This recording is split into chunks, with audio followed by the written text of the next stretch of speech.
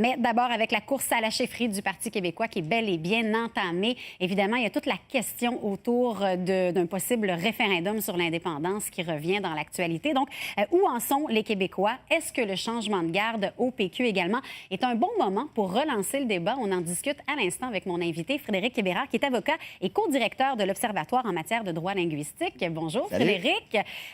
D'abord, écoute, à peine Pierre-Carl Péladeau avait annoncé qu'il se retirait, que déjà on entendait parler de référendum et de la fameuse question de l'indépendance. Est-ce que toi, ça t'a surpris qu'on rentre dans ce sujet-là aussi rapidement? C'est vrai que ça n'a pas été long, hein? Ah, ça a pris quelques heures. Le temps de l'annoncer. Oui, exact. Non, je suis pas surpris, par contre, parce que, ultimement, l'article 1er... Du Parti québécois, c'est quoi? C'est l'indépendance. Donc, par définition, vous voulez être chef du Parti québécois, vous devez avoir une position là-dessus. OK. Véronique Yvon a essayé d'écarter la question en disant « c'est de la mécanique, ça m'intéresse pas ». On verra plus tard lorsqu'on peut comprendre. en période électorale. En même temps, est-ce que c'est surprenant qu'Alexandre Cloutier, pour sa part, lui dise « non, il va en avoir un référendum le plus vite possible, donc probablement si on avait un mandat dans les années 2018 et suivants ».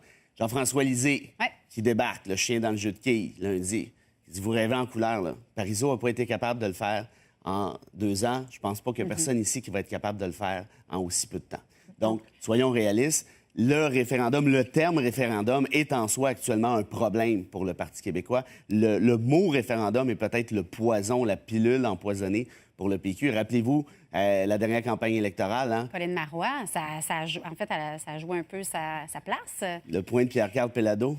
Ben oui, exactement. Ça a fait tourner toute la campagne électorale. Mais là, on fait quoi d'abord si on est au Parti québécois et qu'on veut être chef du Parti québécois? On s'en sort comment? Bien, Jean-François Lisée, il n'est pas très aimé au Parti québécois, ça, je pense qu'on peut le dire. Quand il est sorti publiquement, là, il y avait 0 député avec lui. Il y avait personne qui n'avait même pas un attaché de presse, je pense. Ceci dit, est-ce qu'il a tort en disant que prenons le premier mandat pour préparer nos affaires, puis on verra par la suite pour le deuxième? En 2022, peut-être. À titre personnel, je pense qu'il a raison, parce que c'est trop facile pour Philippe Couillard il serait trop facile pour Philippe Couillard dans une prochaine campagne électorale de dire il va y avoir un référendum si vous votez pour Alexandre Cloutier et son PQ. Qu'est-ce qui arriverait actuellement, selon la conjecture actuelle? C'est assez clair que les appuis au PQ fondraient assez rapidement. Donc, ce que dit Lisée, on va se faire élire, on va former et j'emploierai pas le terme, de bon gouvernement. Et par la suite, vous voterez pour nous avec l'indépendance. Donc, on revient un petit peu à l'étapiste de Claude Morin au début des années 70. Si tu te rappelles bien, au début, René Lévesque avait dit on fait l'indépendance, on fait l'indépendance.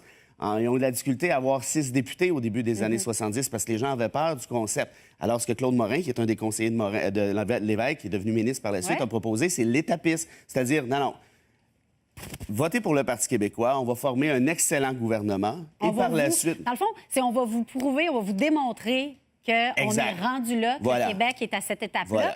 Parce que là, en ce moment-ci, quand on se parle, on est en mai 2016. Où en sont les Québécois, justement, par rapport à l'indépendance du Québec? Quand on regarde les sondages, hein, ça flotte toujours.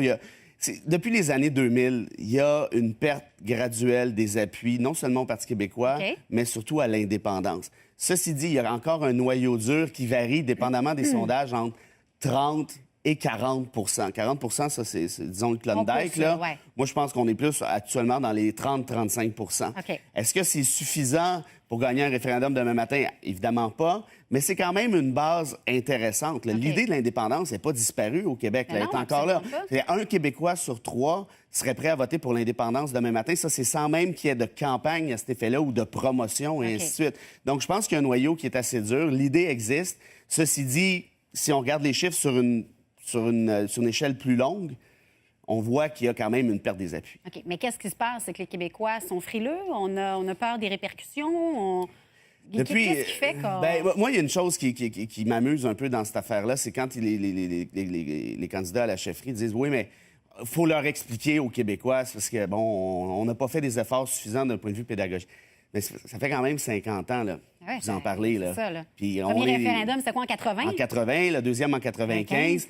Vous n'avez pas eu le temps en 50-55 ans. Ben là, soit qu'on est niaiseux, ou soit que vous êtes vraiment des très mauvais pédagogues. Oui, c'est ça. Puis pour eux, c'est difficile de dire qu'on est niaiseux. Donc, ils aiment mieux dire qu'ils ont été mauvais pédagogues, on s'entend.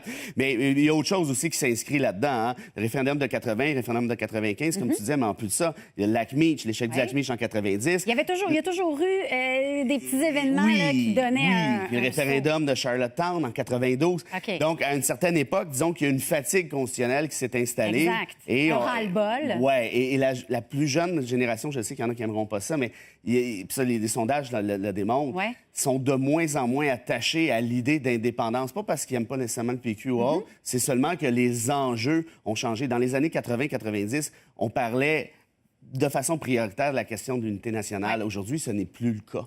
Et évidemment, c'est le Parti québécois par la bande qui en fait les frais un peu. Exact. OK. Si on regarde, là, on parlait pour ce qui est du Québec. Si on regarde à l'international, il y a quand même des endroits dans le monde qui ont essayé, qui tentent peut-être même encore d'avoir leur indépendance, entre autres la Catalogne, l'Écosse aussi. Est-ce qu'on est affecté par ça, positivement ou négativement? Bien, c'est deux excellents exemples. Hein? L'Écosse... entre autres. Oui, bien, parce qu'il y en a d'autres, mais... Oui, mais ce sont, je dirais, ceux avec qui ont le plus de similitudes avec la situation québécoise. En Écosse, j'étais au référendum, moi, en 2014, septembre 2014. Et tu vois, pour répondre à ta question, il y avait un paquet de Québécois qui s'étaient rassemblés pendant la semaine du référendum là-bas. J'ai passé des soirées avec Alexandre Cloutier, Martine Ouellette et compagnie. Et eux voyaient une similitude évidente avec les indépendantistes écossais. Bon, le référendum n'a pas passé, 45 d'appui, ce qui n'est pas si mal, mais évidemment, c'est pas suffisant. Là, aujourd'hui, l'idée d'indépendance en Écosse n'est pas morte. Ça revient encore. Est-ce qu'il y a des similitudes à faire avec le projet québécois? En un sens, hein? C'est une région qui est démocratique, qui est riche et tout ça. Le Québec est moins riche que l'Écosse, mais quand même. Par rapport à la Catalogne, ça, c'est plus délicat, hein, parce qu'on sait que le régime constitutionnel espagnol a interdit l'indépendance de la Catalogne. Il a dit, vous pouvez en faire tant que vous voulez des référendums. On veut rien savoir. Mais on ne vous l'accordera pas. Exactement. Et d'ailleurs, au dernier référendum en Catalogne, je pense qu'il y a eu 80 quelques % d'appui en faveur du projet d'indépendance. Et ce que l'Espagne, ce que Madrid a dit et sa Cour constitutionnelle a dit, il n'y en aura pas d'indépendance. Parlez-en tant que vous voulez. Au Québec, on a cette chance-là, puis ça, la Cour suprême du Canada l'a dit dans le renvoi sur la sécession du Québec. Québécois, vous pouvez faire l'indépendance en droit canadien. Il n'y a pas de problème. Évidemment, il y a des conditions à rencontrer. Ça prend une question claire, majorité claire. Bref, c'est pas si facile que ça. Mais vous avez le droit. La Constitution canadienne va vous accommoder si vous exprimez la volonté expresse de faire l'indépendance, ce qui n'est pas le cas en Catalogne. Et ça, c'est drôlement problématique. En Écosse, vous avez le droit de le faire. Donc, je pense qu'il y a une plus grande similitude entre l'Écosse et le Québec qu'entre le Québec et la Catalogne. Et ici, si on parle du statut distinct au sein du Canada, quand même, le Québec, on n'est pas si mal, mais si jamais on allait en référendum, est-ce que tu dis, c'est peut-être pas si clair, mais le fameux 50+1, là, est-ce qu'on s'est entendu là-dessus? Là? Non. Pas encore, c'est ça, là. Ça risque d'être un peu difficile. En Écosse, c'était 50+1. En Catalogne, on dit, ça peut être 100+1. Ça peut être pas. Ça change rien, de toute façon. Il ne se passera rien. Au Canada, de la façon que ça fonctionne, selon la loi sur les consultations populaires au Québec, c'est 50+1 qui vaut. Quand la Cour suprême a rendu sa décision, elle a dit que ça prendra une majorité claire.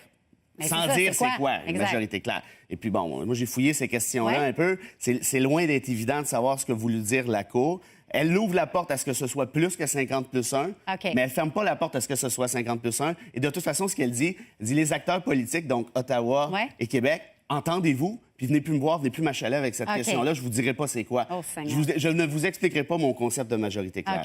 Bon, fait qu'on traversera le pont quand on sera rendu à Rivière. Si on se rend. Si on se rend. Merci beaucoup, Frédéric. Merci. Frédéric Bérard, qui est avocat et co-directeur de l'Observatoire en matière de droit linguistique.